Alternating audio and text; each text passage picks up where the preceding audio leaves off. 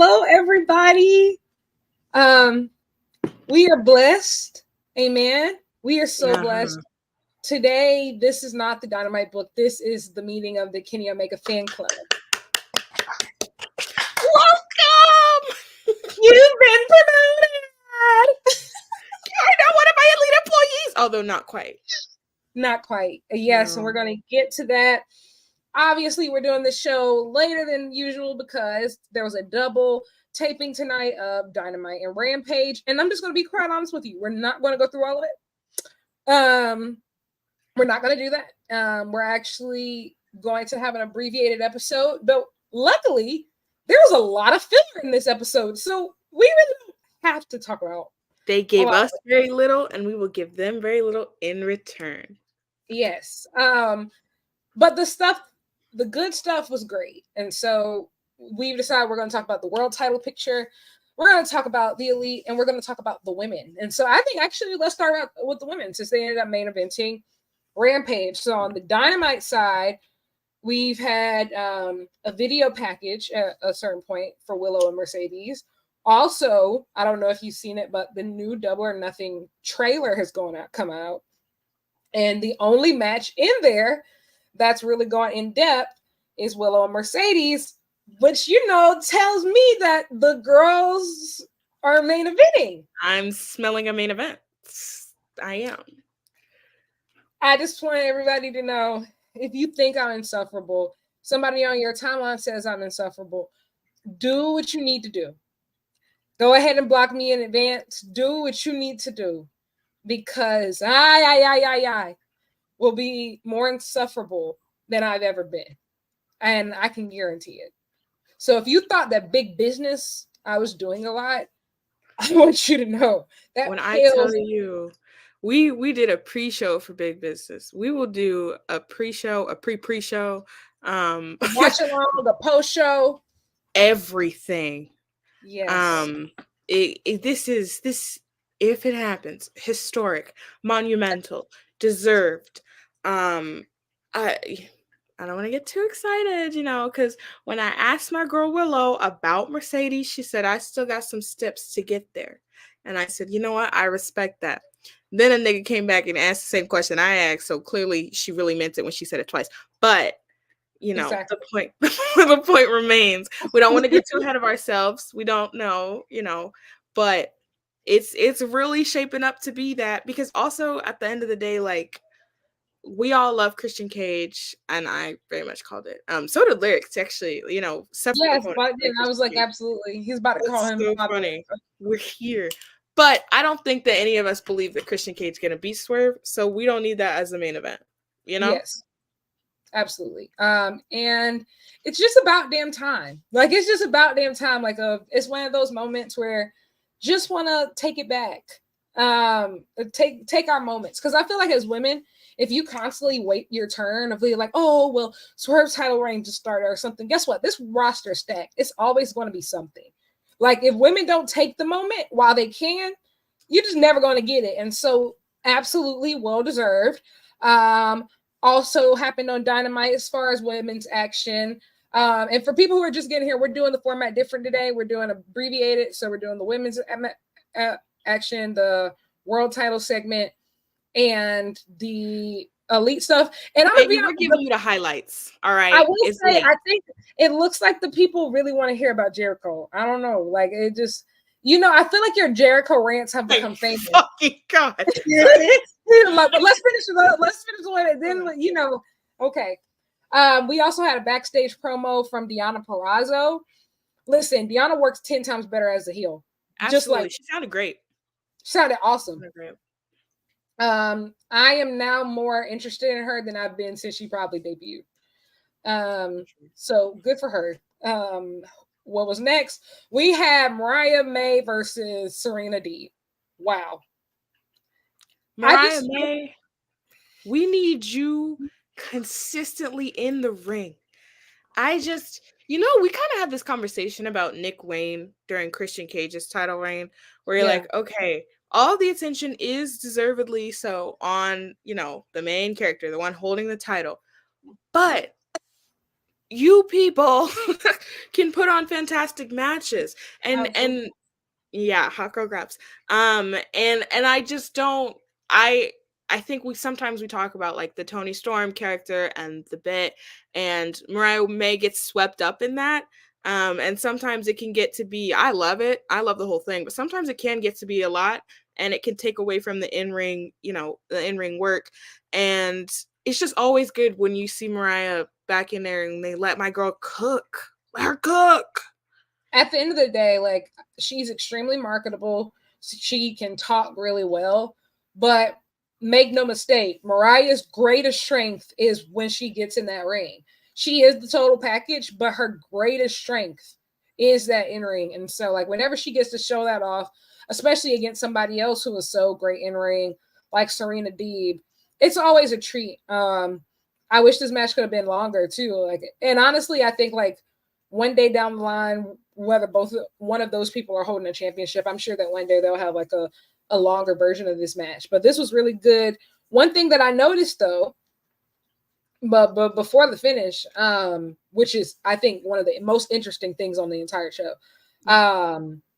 was the fact that Mariah changed her gear. So she's wearing Toni's gear from her AEW debut, which I think is very interesting because one, it displays some sentiment there. Like, that's a sentimental thing. But then two, when Toni debuted, she debuted as a surprise entrant into the Owen Hart tournament, which makes me think that maybe this is some foreshadowing that Mariah will be in the Owen Hart tournament. And I said, I just tweeted this, but I think, especially now with the proximity between Owen Hart tournament and All In, I think that the winner should win a world title shot. I think about, for example, think about this. I've always thought that that's the only way it makes sense. Absolutely. And especially now that you have a show with stakes, it makes sense that you have to go through this tournament. I think of it like the New Japan Cup. There's the New Japan Cup, and then there's the G1. One is single elimination, one is round robin. And so I would say the first two winners this year, let's say Mariah and Hangman, just because if it looks like Will Ospreay is going to be international champion.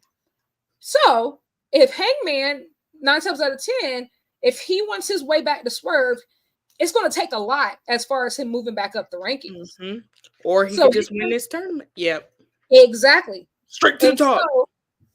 So, AEW, you were free to have that idea, but you have to sign a check. Let's get some fucking money. Appreciate that. But no, I think that makes a ton of sense. So maybe it's something, maybe it's not something. But I think that that's a really great way for Mariah to earn her way to Toni, especially when you think about what Toni just did tonight. She's going to have to earn her way to her because Toni threw in the towel. Which is such it's a finish you do not see very often. But I feel like it 100% made sense with these two, I feel like it was definitely the proper use of it. And when she did it, I was like, forget that that's kind of an option, I guess, But yeah, I mean, I thought this match was good. I thought that the Rampage main event was better. It was, absolutely. But, that's why pit two bad bitches against each other? I was going to say that was a segue, but there was also a segment of the Chris, Stokely, and Willow dynamic backstage talking to Renee. Listen, and then I guess Willow, she was getting fired up about her match with Sky, and one serious Willow is awesome. Like, I think like she does a really good job of seeming completely serious, but also seeming completely adorable all at the same time. Like, and then Stokely has no business being that funny. Like, he said, outside of my own actions, what have I done to deserve this? I was like, so real. Me constantly. I'd be saying the wildest shit, and then I'm like, what's everybody mad? Oh, I felt that on a spiritual level. And then, like, Chris Statlander is a hard-working woman. Chris Statlander is in 2 storylines actively. Therapy. She's gonna need therapy. Got 2 families falling apart. Exactly. And you know what? That just makes me even more convinced she's gonna turn heel. She's gonna lose her mind. Don't lose it. Be honest, she doesn't like every. You know, it would make sense. That's all I gotta say. It would make sense. But if I was her, I would have hit people with a chair a long time ago. So absolutely. Also in Rampage, we had a segment with Saraya and Harley Cameron. Yeah, I don't care. So we're gonna have a singles match with Mariah May versus Harley Cameron next week. It's on Dynamite. And the fact that it's on Dynamite means that I'm not sure. Maybe this is an angle or something. You know what? Maybe this is a bait and switch. And that means that we get a return next week. Because I'm not going to lie. I haven't seen a Harley Cameron match. I know I've seen one match and it was on like AEW Dark or something. It wasn't longer than like 2 minutes. So I don't really know much. I don't think we need that. And also, Mariah and Harley are like best friends, so maybe there's something cooking there. Unsure. I don't think we need that. Like I said, I hope it's a bait and switch. You know, like short, I hope it's a bait and switch, and it means that we get somebody to return. The climate is changing. We don't have time to waste. I don't feel like that is worthy of, especially if there's only one women's match on the show. Dynamite. Rampage. Okay. But Dynamite. It's no tea, no shade. Like, it's really not that. It's just real Hoopers only. Sorry. Real Hoopers only on Dynamite. Like, and maybe you can't hoop. Maybe I'm not familiar with your game. Dynamite is not the place I would prefer you prove it to me not on the flagship show. Especially with clearly where we're going with all the other stuff on the show of just like, don't get me wrong, the rest of this episode of Dynamite was crazy, but we all know what's going to be the lasting talk coming out of this. And I do believe better days are ahead as far as the television, which means that more eyes are going to be on the women's division. And we've been doing so well. Yeah, you could have kept this one in the drafts. I don't know what we're doing next week with Harley Cameron. But anywho, yeah, that was that. That's the women's match. We shouldn't have ended on that, actually. I probably should have ended on one of the happiness parts. Oh, no, we didn't end yet. Because it's the Willow street fight. I forgot the street fight. Hey, girl. Willow and Sky 8. They went to war. That was real. And you know what? I gotta be honest. The rest of the show did not move me. Besides, of course, the greatest. The rest of the show did not move me. Between Dynamite and Rampage, I was sitting there. What the hell was that? I thought I saw him like a fly. I'm sorry. You scared the shit out of me. I don't know why I got scared. Like it was dust. It was dust. I'm sorry. Oh, no, you're good. Live your truth. But what was I finna say? Oh yeah, the rest of the night very much did not move me. It very much. I tweeted and I realized it was kind of mean, but the rest of the night felt Collision coded to me. I feel like that's disrespectful to the Collision. Okay, you can feel that way. It felt Rampage coded. I will say it felt like 3 hours of Rampage. See, but no, sometimes Rampage, they be throwing they throw on some lucha matches and they go brazy, all right? Collision is usually, well, not to my particular liking. It's fine. Like, I'll watch it because it's on Saturday nights, and there's obviously a few bangers that come out of Collision. It's just not particularly my style. And so I watch Collision waiting to be entertained rather than watching Dynamite and knowing that I'm going to like it, if that makes sense. And tonight I was sitting there waiting for something to move me. And I didn't get it until the Rampage main event with Willow and Sky. I agree. I think that I think, like I said, the opening segment, the closing segment, and then the closing match were the most important parts of the show. I think like you could skip over everything else and probably not miss anything. Jericho was here. Oh, talk about how you feel about Jericho. I feel like people tune in just for that. I'm starting to think tuning in for that. Yeah. No, it's fair enough. I mean, I don't know if I've brought this up before, but I don't really fucking like Chris Jericho. And I saw a lot of people tonight that were like, oh, you know, and even some people now that are like, oh, the Jericho Shibata match was one of the better matches. It was, but also the bar was in hell because nothing was happening on this episode. And Katsuyori Shibata is one of the best ever. Okay, he is so versatile. He's so good at everything. He wasn't going to have a bad match. He doesn't do that. All right, Chris Jericho, he's the most irritating person on that roster, and he thinks he is by far the most important, and that's really my beef with Jericho. He thinks he does not see a reason why he should not be main eventing every pay-per-view, every show, every, you know, why he shouldn't be inserting himself into everything. He thinks he's that guy. I'm here to tell you that I don't believe that. And I would argue that most of us don't believe that anymore, Christopher. All right? You know what it's like? I like some of the Gaga songs. What the fuck does she know about cameras?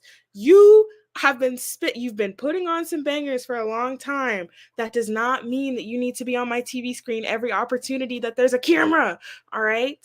With that being said, Katsuyori Shibata, this is the second time that we've had Shibata take a pin in a Jericho match. Do you realize how insane that is? Are you serious? Especially when people are like, oh my gosh, the eventual plan is for him to face Okada. Like, not like this. Not like this. In this state? Like, he has to really, like he's going to have to, I do believe that there are plans for Shibata probably at All In, but unless his booking changes soon, I'm not sure how believable anything could be. I want Shibata Takeshita. That's what I want. And at this point, everybody keep losing, so it don't make no fucking difference. But losing to Jericho is different from losing. And both of them have done it. Haven't you? Isn't that the craziest part? Both of them have done it, and it has stalled both of their momentum. Of course it does. Shibata was on a 3-match winning streak until tonight. And I will say, did I enjoy the match? Yes, but everything I enjoyed the match for was Shibata. Like, it was all him. Like, with the trash can, with him chopping, like, Jericho. He beat the brakes off that man. I said, get him again. Get him for me. Like, but no, I saw that. You were like, yeah, I enjoyed that one. I did. And it was all because of Shibata. And which I talked about, like, it was all because of Shibata. Like, also, what he did with that trash can was crazy. It was so fun. That was so fun. But also, here's the last thing I'll say about Christopher, because I want to get to the important things eventually, to the stars, okay? Real stars. Because Chris Jericho, now he's very much leaning into this dialogue, and he's very much leaning into what we're saying about him. And I respect it from a character point of view, but it doesn't change my mind. I still don't fucking like it, and I still don't like you. All right? So you putting it in your character, you know what? From a business standpoint, probably makes sense. From a creative standpoint, probably makes sense. Doesn't mean the shit's not true, Christopher. Clock it. And I clocked that. And you know what, though? You know what I realized? I think that's how Swerve actually became world champion, because he didn't have to go through the Jericho vortex. When I look back, he lost to a lot of people, but that was one person they never let him cross paths with. And I truly believe that is the only reason why he's world champion. Because had he would still be stuck there right now in the vortex right now. Pre-show. I digress. Well, he'd at least get a main card spot, because Jericho don't do pre-show. We want him to do pre-show for Dynasty. He said absolutely not. Put me on the main card.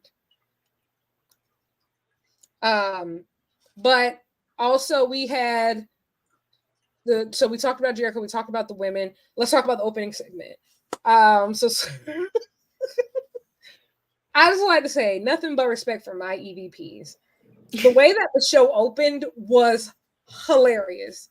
Starting off with Tony Khan and that neck brace saying, "Hey guys," and then like they kept exiting out, and then it said no signal, and then it was the Bucks saying, "Oh no, we can't hear you.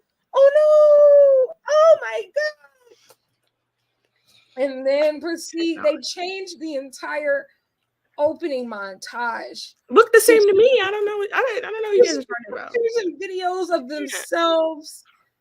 Oh, nothing but respect for my EVPs, man. Like that's the type of shit. That's the type of shit that I like. That's what I like. I'm gonna be honest. Like, I don't care in the comments if y'all don't like it. I live for shit like that. I'm so sorry. I love pettiness. I love mess. And I love it when people know how to do it well. Like, nobody does it better than the books. And they're very cognizant of how it's being perceived. Absolutely. Like, they're very aware of it, and they're doing it more. That's what I think is so fun, because a lot of times, so many of these wrestlers, these companies lack a lot of self-awareness. The Bucks don't. Whether you like them or not, they pretty much know what the audience is thinking. You know? Absolutely. They keep their finger on the pulse of an audience. And I also think another thing is that in the midst of all the footage and everything, they could have easily kind of like felt like an afterthought in this feud compared to a lot of other things and like Ghost or whatever. But they consistently make you realize, like, no, they are the stars. Nobody does it better than them. And what I really like about this new Elite, which I felt like, I will say, as much as I liked it, felt kind of was missing from the last Elite story, the reunion from last year, is that everybody feels like a star. The Bucks feels like stars. Jack Perry feels like a star. Okada feels like a star. But they also feel like a unit. And it's like, I love that shirt. Yeah, it's kind of tough. I love that shirt. Sorry, go ahead. Yeah, so I think like they're all stars and it shows. And like that is the best part, I think, of the Elite, because they found that balance between being individuals and being a unit. But then we had, Swerve come out, and he's like, he's going to be a fighting champion. And he says he doesn't know who his next opponent is. We don't know who the next opponent is. So, he said, so we're trying to see who it is. And then the Bucks come up on screen and say, hey, Swerve, congratulations. You've been talking a little crazy, haven't you? Hey, well, we got a guy for you. He's the best. And then they're so shady. He's the best Canadian wrestler of all time. You raggedy bitch. It hit my heart so much. Because I know who you weren't talking about, but fuck you. You're so messy. You're so messy. They're so messy. And then our father's music hit. The father we need, the father we deserve. Our father, Christian Cage, and his beautiful family has returned. Wow.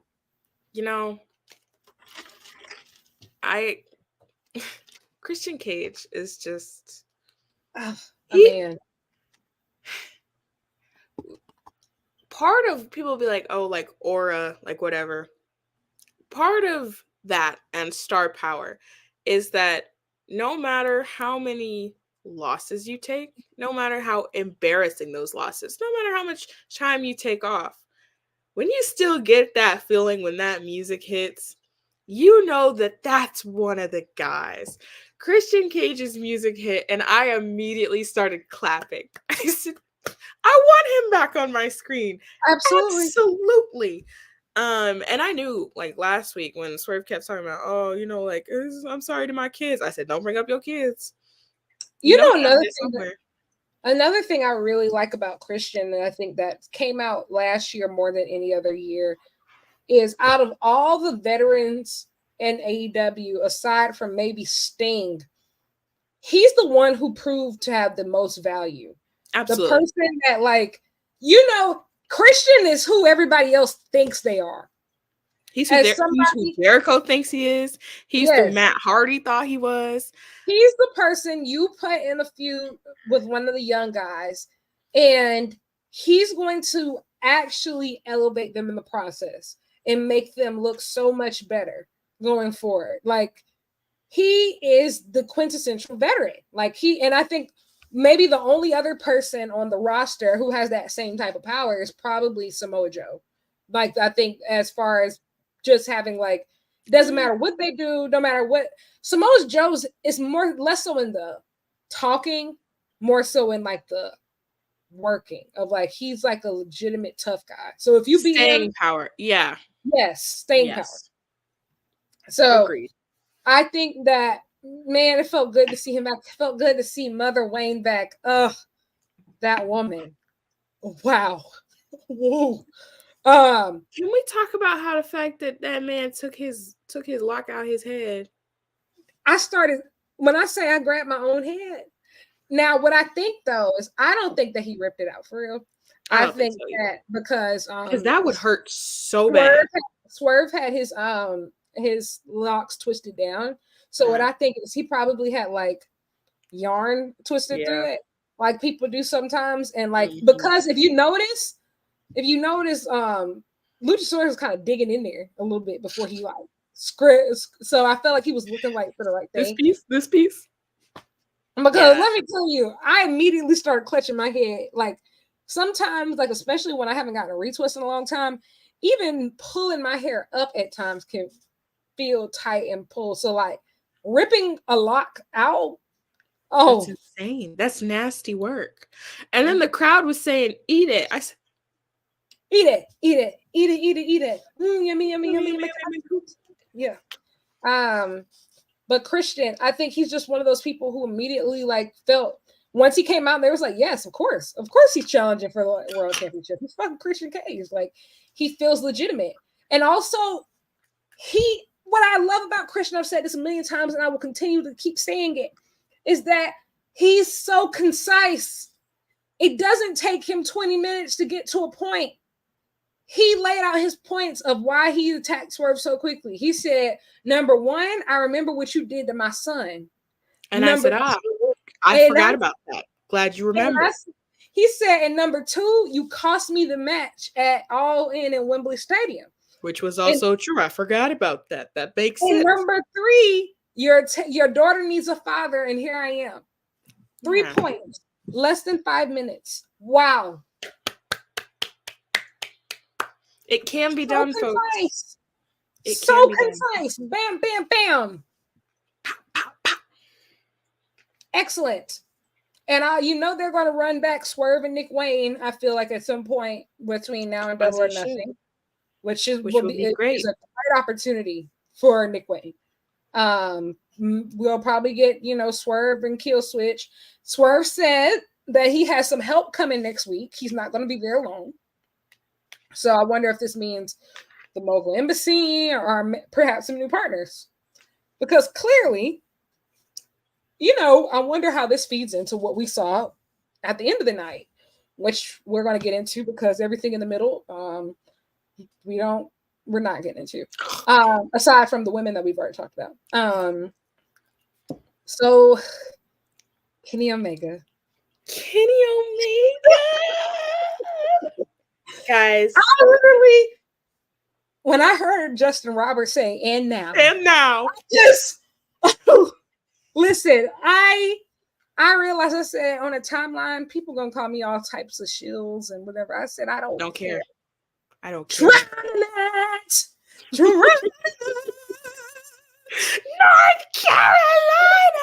Carolina. When I tell you, man. Well, y'all already know.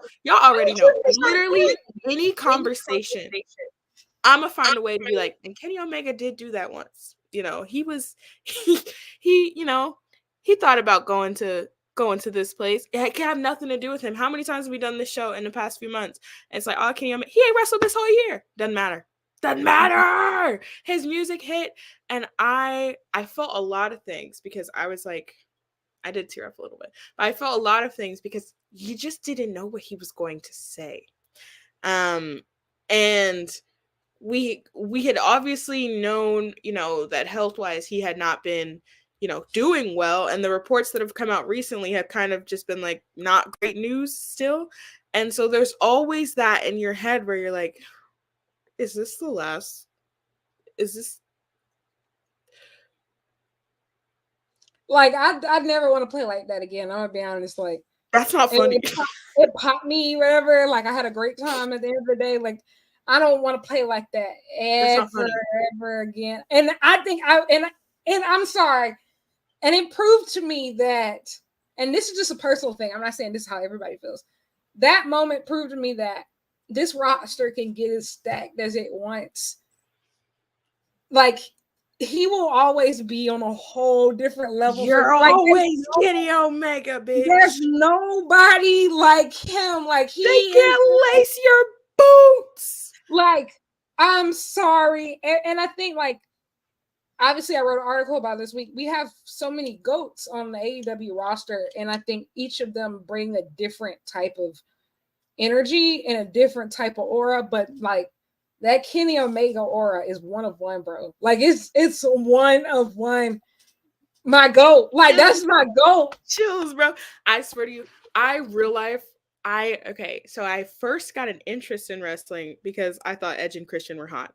That's the honest answer. That's so real. I started like actually watching and analyzing and caring about wrestling because of Kenny Omega.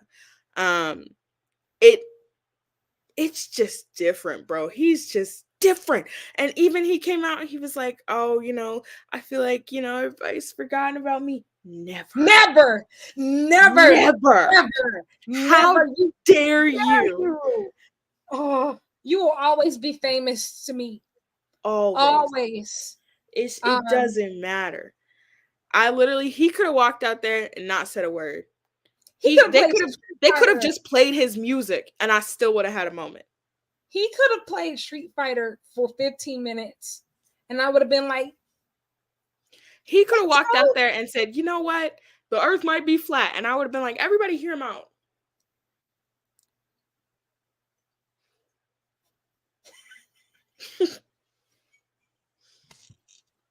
Okay, I dig it. I dig it. I'm 10 toes down on my man. And that's the problem, that none of you bitches have any loyalty, okay? Because when TK got his ass beat, the whole locker room wouldn't clear. The whole locker room talking about, this is crazy. When the other EVP, the only one standing up for any sense of justice, is getting mollywopped. It's quiet. There's no back talk. They said getting off the stretcher. Well, they Swerve did get jumped earlier in the night, but he was fine enough to cut a promo. He was fine. He sure did. Kenny is clear. We're still doing, that Kenny's unwell, that he's sick. That man is sick, and y'all didn't want to. Nobody's gonna help her. Wow. Also, some world we live in, and it's just like also too of just. This is like the second time in 2 years where Kenny is like with his back against the wall and having no help. And it's like, okay, again, really? None of you? And they keep bringing more options. He's in his hometown. He's in his hometown. No, I'm like, you ain't got no friends in the audience. No family. Like, everybody just watched my goat get jumped. You want to know what's crazy? This is what makes me feel worse. This is what makes me feel worse. Last week, I got a DM from somebody. They were just like, are you going to be in Winnipeg? I can't go anywhere, so I'll give you my front row ticket for free. Obviously, I didn't have any money to get a flight and a hotel to Winnipeg. But if I wasn't poor, I would have been there. I would have had your back. I would have been there for my goats. I'll ride for you, okay? I would have been there. He wouldn't have had to trust anybody else. He would have had me. What did Roddy say? What about me? Pick me, choose me, love me. I made it should have been me. I made my declarations very early on. I made my picks, who I was finna ride for and how hard. Kenny Omega, you will always be top of that list. And I got really drunk the other day and I made like a little Twitter thing. I was like, you need to be ready. They're gonna beat your ass. Men don't fucking listen. Men don't listen. Because what I tell you, I told you point blank that you needed to come with backup. Guess what you didn't do? All right. I do think, here's the thing. the last time we saw Kenny, he probably did one of the worst promos of his life. This time when we saw Kenny, what? no, and I'm getting like this time when we saw Kenny, I think he did some of the best mic work he's ever done, at least in English. Like, yeah, he sounded so sincere, and like he sounded really. Part of it's because a large part of it's real, and, you know, and that makes it easier. Yeah, and so it felt so. And a lot of times he doesn't feel as natural on the mic, but this felt very natural. He felt natural. And I think he did a really good job of explaining the illness and adding stakes to it. So the beatdown made so much more sense. And I think the same thing, the Bucks are really great at targeting. Like, I think that they're really great at targeting. And y'all, that coin drop. I started sobbing. Like, I will say, wrestling hasn't made me feel like that in a while. I think, and especially AEW hasn't made me feel like that in a while. And I think the last thing that made me feel like that, like as far as like an angle, because I would say Ospreay Danielson, but let's just be honest, that wasn't really a storyline. It was just more so like a one-off match. The last time something really made me feel like that was, I would say, Ospreay Omega, of just feeling like this deep feud that feels real and like has, ooh. It's like, ooh, like it's like, you know how you ever feel like a wrestling storyline be so good, you feel like you intruding, like, ooh, I'm in somebody's house. I'm in your house right now. That was Swerve Hangman. Swerve. Yes, maybe I shouldn't say Ospreay Omega. Swerve Hangman was definitely the last one. Yeah, yeah, it was definitely Swerve Hangman. I'm sorry, I got to give them their props. Omega Okada in the same ring. Just stared at. Like I started chanting AEW in at the crib. Absolutely, 100%. The Winnipeg crowd wasn't giving enough. Like they got up for Kenny, so I'll respect it. But the rest of the show, y'all did nothing, and that's why Canadians, y'all down 1 million this week. This is what AEW exists for.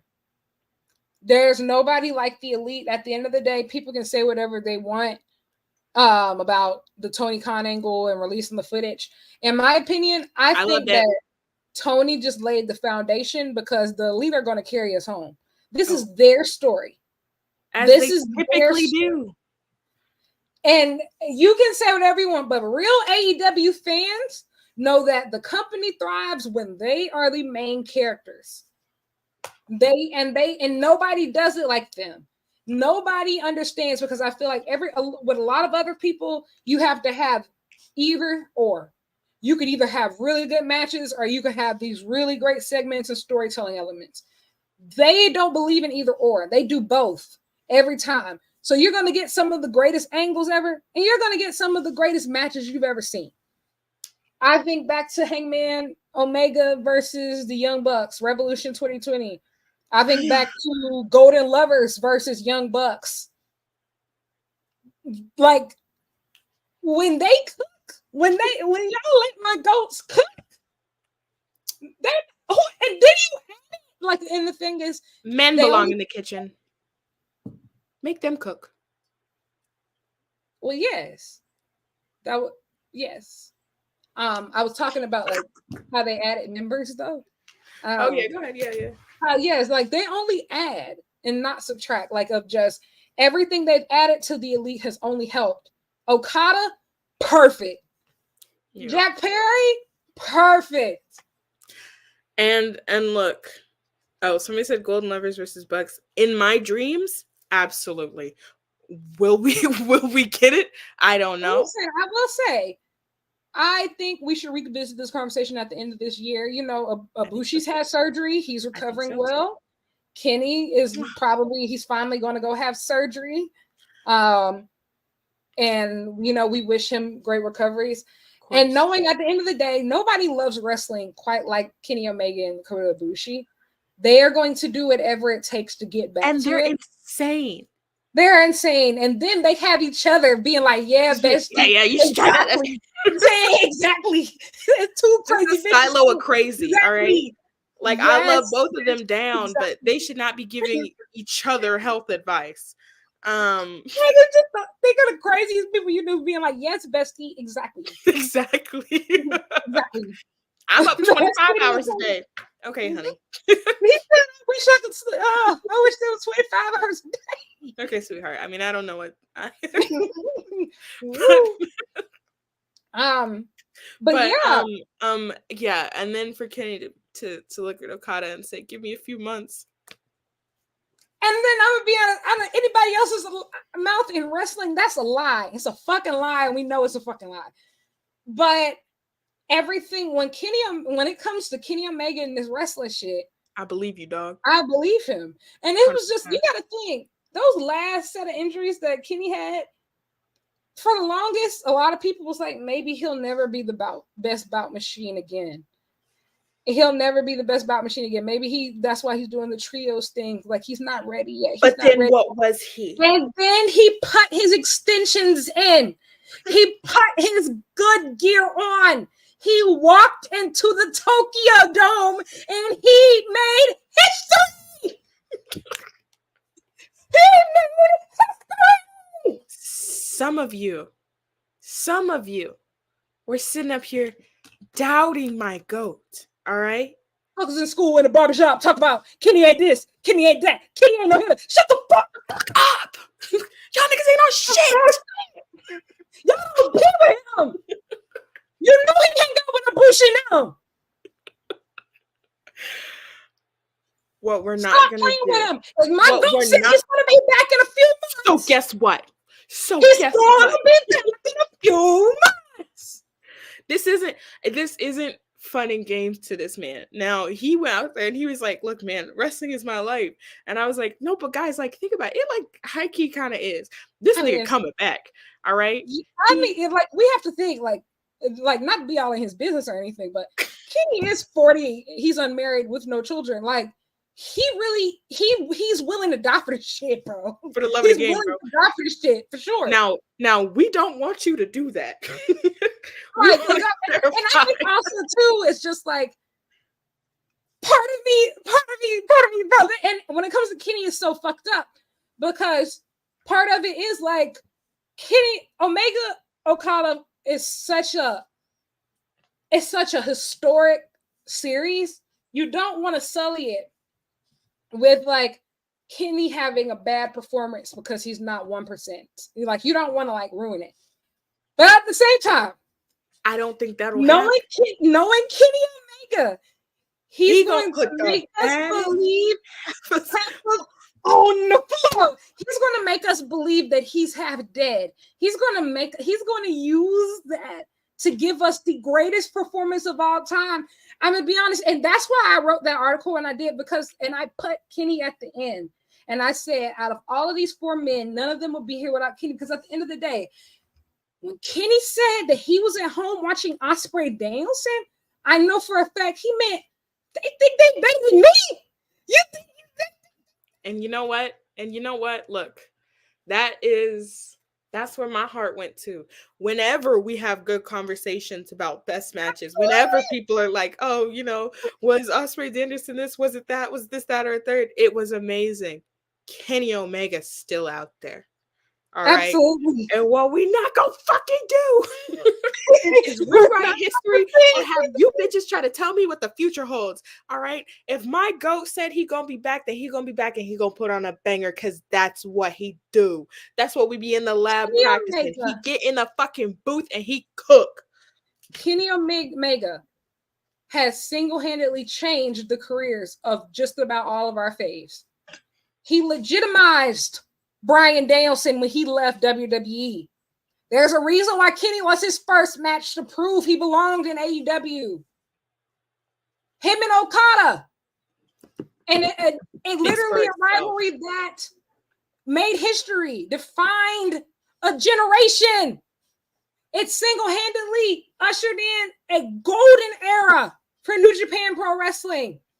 Will Ospreay, let's be honest, Will Ospreay was a guy who was having a lot of great matches, but he could not outrun the ghost of Kenny Omega in New Japan Pro Wrestling. Everybody reminded him. And he knew for him to truly be in that GOAT conversation, he had to beat Kenny. the measuring stick, the it girl, the blueprint, the people's princess, the locker room leader, Kenny Omega, you will always be famous to me. And that's that. He is the measuring stick. When Mox and Bryan Danielson left WWE, they knew they had to go through who? Kenny Omega. And they would, and be honest, they wouldn't have left without Kenny.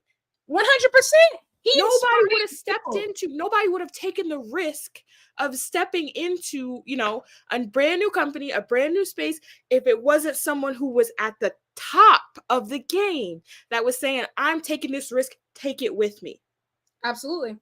Same thing with Jericho in Japan. One more thing, real quick. Because look, this might get a little controversial, but what else am I here for if not that? Codicerus. Cody Rhodes talks a lot about being an EVP, and obviously he was a very foundational part of AEW and played a lot in terms of the business role and this, that, and the third, because none of them were particularly businessmen, but Cody Rhodes the most so out of them. Kenny Omega, from a talent perspective, is the biggest deal in allowing AEW to exist. 100%. Kenny Omega and the matches that he was putting on and the star power that he himself was carrying, because realistically, the Bucks were super popular. They were. The star was Kenny Omega. And Mox doesn't come around until Double or Nothing. Exactly. You know, exactly. There's no, so to Cody, you know, there's no AEW without Cody Rhodes. True. There is no successful AEW without Kenny Omega. 100%. Look at there. I mean, when you look at Grand Slam, 20,000 tickets sold because Bryan Danielson and Kenny Omega was the main event. Not for a pay-per-view, for a Wednesday night show. He's a different. Wednesday night television show. He's different. The belt collector. The belt collector. The cleaner. The best bout machine. He is the bad bitch. He's the bar. Alien superstar. I just don't understand. So look. I don't know if we've made this clear. We really like Kenny Omega. A lot. Come for you, nigga. No, yeah. For real. I swear to God, I got a nigga that can get you a brand new colon. All right. Let's just be careful. We could talk offline, Tyson. But what I wanted to say was Kenny Omega and his importance to the industry, not just AEW, but to the industry, cannot be overstated. Okay. Yes. And so I don't have a problem when the conversation comes back to him or when the conversation gets lengthy, especially when we keep talking about like where he's at in his career and what might come next, because I think that you deserve that when you look at the discography, when you look at them, you know, when you look at the material. And last thing I'll say, maybe because I love Kenny Omega. And it is my dream to give him one of our friendship bracelets, and I'm gonna make it happen one of these days. But the last thing I'll say is, nigga, sit your ass down. All right. You was doing way too much. There was a lot. We only needed one hit or quitter. We needed like just one shot to get it all done. And you did a lot. I mean, the Snapdragon, crazy. We're going for the V trigger, ripping the shirt open. You need to chill out. I need you. And then you off the stretcher. You're not okay. You're not okay. And so as much as you might feel better, and as much as I'm sure the adrenaline hits you, you're a professional. This is your whole life. Of course, you know, you're not good, bro. And in order for you to get good, sit your ass down.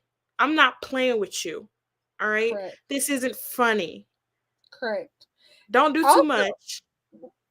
I'm with him on the shelf. I wonder.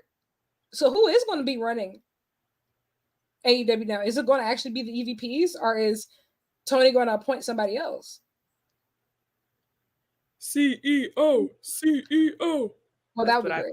Actually, that's what I vote. I don't know. Like, y'all, like Kenny, and it's crazy because it was a very mediocre episode of Dynamite. And at least from Twitter, I didn't hear about anybody actually turning the TV off. Everybody was like, ugh. Because we knew who was coming out here. Where's Kenny? And like, I'm sure the ratings probably will support it tomorrow. But I mean, don't let me say that on the record, because I know how y'all get. So like how y'all talk about them ratings. I don't give a fuck about ratings, because me and Tony Khan not splitting the checks. All right, I care about Kenny Omega, and I was seated, and I made sure everybody in my family was seated too. That was like, he looks great. I love you. He always looks great. You're so loved. He's so loved. Take care of yourself, darling. And you can tell, like, I will say, when it's time for him to retire, I think he's going to be one of the people who has the hardest time stepping back, because even now, when he's in so much pain, and you know that, you could tell he's committed to being Kenny Omega at all times, of giving the top tier experience. Bryan Danielson's one of those people. Will Ospreay is one of those people. Don't really know. I'm gonna be honest. I do think that when Okada done, he's done. Oh yeah, yeah. He just very much seems like somebody that's like. I will say he don't give a fuck. Ibushi is probably more so like the rest of them in that aspect, but Okada, he's gonna be like. Okada is 36 right now, saying, "Yeah, I got y'all. I don't know how much longer I'm gonna do. I don't know how much longer I'm gonna do this. If you think I'm gonna be like a Minoru Suzuki and wrestle in my 50s, you're crazy." But also, if any of us made the coin that he was making, we would all. I probably wouldn't show up to work now. So he better than me. Okada wants that Roman schedule so bad. I work 4 pay-per-views a year. We gonna get it too. I can promise you at least 2 match of the year candidates, but outside of that, don't book me. Not too damn much. No, that's be too much. 6-man tags for the rest of the year. He's just like me, for real. He works hard, smart, not hard. You know what? What I love about him is he is worth the investment. When he is booked, he's going to give you everything. That stare down, and it proved to me. And I mean, I already knew this, but truly, pro wrestling is the best part of wrestling. Omega and Okada aren't famous because of promo battles. They're not famous because of segments. They're famous for matches, for wrestling, for graps. And their stare down was felt around the world. Lives were changed. It's just like that, of just like, I'm not gonna lie, I've been slacking. I was thinking about her. Maybe am I gonna make that trip to Wembley this year? I don't know. I'm going through a fuck that. I have to. You know what? This is my destiny. If Kenny gonna be there, that clip of Dani Garcia, well then I am too. Like literally, I'm not gonna even hold I'm y'all. gonna find a way. If Kenny Omega is going to be on that card, I have no money. I have no plan. Guys, last year, that is why I bought the ticket so early. That's why I bought floor seats for All In for the pre-show. Because I just knew. Oh, well, Kenny Omega's going to have a singles match on this card. So I got to be there. And don't get me wrong, Hangman and Ibushi, I love you. I think that 6-man, it was, it was cute, that visual. I came to see the best bout machine at Wembley Stadium. I wanted Ospreay versus Omega. I got Ospreay versus Jericho. The bad place. So this year, if it means that I'm going to see Kenny Omega in Wembley Stadium in a singles match versus Cassidy, I'm so poor. I can't afford to. I am poor, but I'm about to be in racial chat rooms showing feet.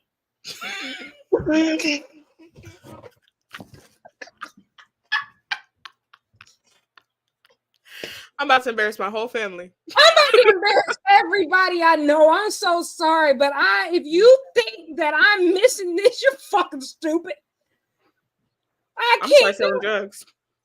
It's one thing when the first Omega Okada series that was on in Japan. What can you do about it? But this right here, no. And because I'm gonna be honest, especially with everybody getting older, you don't know this how many times. Yeah, I'm gonna have to get real creative. Like, have to get real listen, creative. I don't think you need to, both kidneys. we're about to rent an Airbnb in a shoebox. No, dead ass. I'm like, I feel like if I could, you can get rid of one, right, and be fine. Yeah, it'll bring it back. It takes a while. Okay, so cool. So, but yeah, I could probably sell it. I'll sell plasma. I know, but plasma, you don't get that much money. But like, if you like dead ass like sell it, is that organ harvesting? Yes. But if it's your own organs, are you gonna get in trouble? Like, is that illegal? I don't think so. Because I'm like, I just feel like, how is that different from like? I don't think you're allowed to like. I don't know. It just depends. I'm gonna get real familiar with the law. You know what? You should look at people. This is so fucked up. Look at people who are on like the kidney registry and like see what get cross reference and see who you're eligible for, and then see how much they want it. 100%. You guys think I'm playing? I wish I was. I'm not gonna lie. Like, it's crazy. That was me last year during Osprey Omega 1 in the Tokyo Dome. I said, I have $0. I don't know how I'm going to get there, but I said by the end of this year, I need to be at Wrestle Kingdom next year just because they might have a rematch. I don't know and they ended up not. But I planned I went on a whole trip to Japan because of that. Like, this man, for him and Big Kazu, anything. Then Kazu got on the mic. He got on the mic. He's so good at this. Okada's so good at this. You can sell your womb. They can have that. They can. You know what you can do? You can sell your eggs. Now that is legal. I do know 100%. But no, apparently you can't sell your organs. Federal law bans the sale of organs. But I'm like, if it's mine, can I? Because you can. I just don't understand. Because if I can give it to someone, why can't I charge someone for it? If I can give it to you for free, why can't we have an exchange of money? That doesn't make any sense to me. Yeah. That's America. Sorry. All that to say, if y'all see me at Wembley, don't ask me about my health status. But I would look. If Kenny Omega is gonna be there, I don't care who he fights. I'm going to be there. Especially like a singles match. I don't have any money. I have 3 jobs and so much student debt. But if Kenny Omega is going to have a singles match at Wembley, I have 2 sisters. I only really need one, So,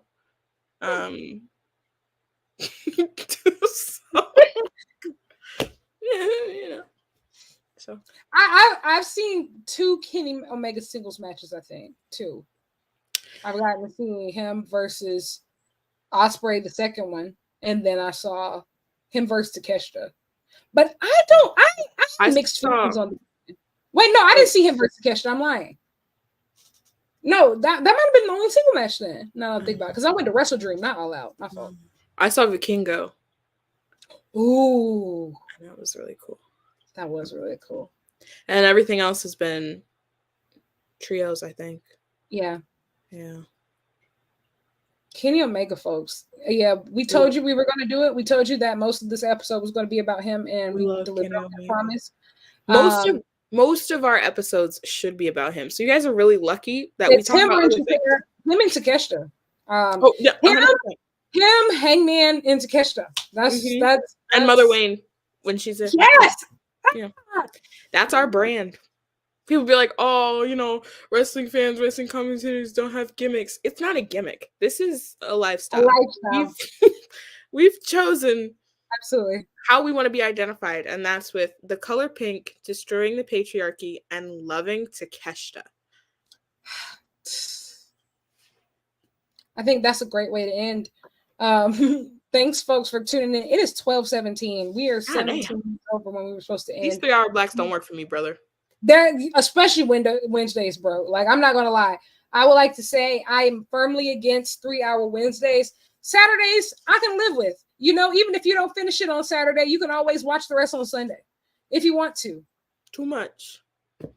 I had fun with Collision Rampage this week, though. It was good. It was really good, especially in comparison to some other weeks. Like, it felt, it was real spill, brother. Like, but also, if you're gonna do 3 hours, like, make them good. This was not 3 hours of good. I agree.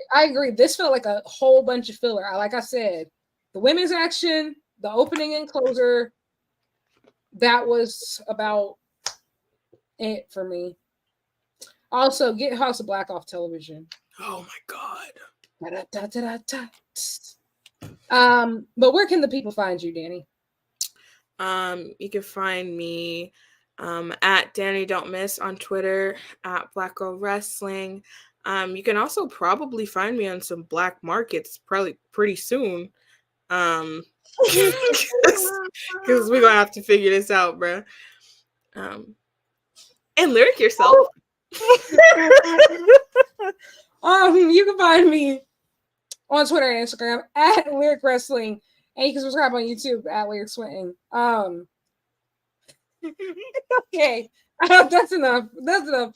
Happy Wednesday, everybody. I mean, well, happy Thursday now. Have a great day, folks. Goodbye. Goodbye.